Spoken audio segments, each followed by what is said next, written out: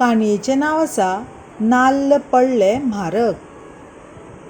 एका गांवांत एक सामको काटू मनीस रावतालो। ताका पयशे मोडपाक आवडनासलें।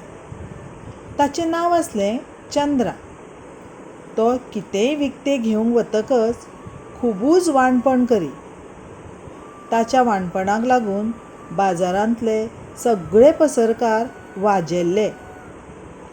एकदां कितें जालें, चंद्रा नाल्ल हाडपाक बाजारांत गेल्लो। थंयसरल्या एका पसरकारा कडेन तो नाल्ल सवाय करून दी म्हणून फाटीक लागलो। तो नाल्ल इतले सवाय मागतालो की ते पसरकाराक परवडना जालें। म्हूण ताणें चंद्राक म्हणलें, तूं अशें कित्याक करिना? तूं गांवांतल्या पसऱ्यार वच, जंय सावन आमी नाल्ल हाडल्यात। तो तुका सवाय धरत। तसो चंद्रा गांवांत पावलो। त्याय पसरकारा कडेनय तो ते पयलींच सवाय आशिल्ले नाल्ल आनीकय सवाय दी म्हूण मागूंक लागलो। त्या पसरकाराक राग आयलो।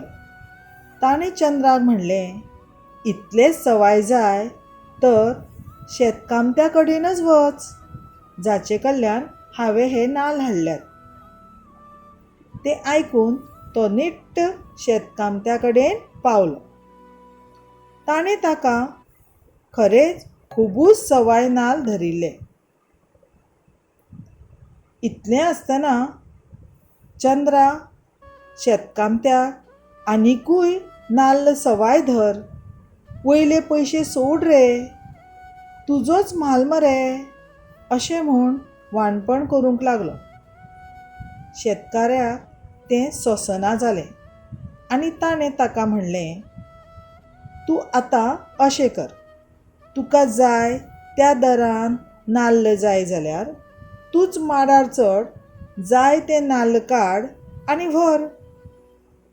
तें आयकून चंद्रा खूब खोशी जालो। खोशये नेटार आपल्याक माडार चडूंक येता पूण देंवतना भिरांत दिसता हें तो विसरलो। तो माडार चडलो। ताणें नाल्ल पाडले, पूण ताका देंवतना भिरांत दिसूंक लागली।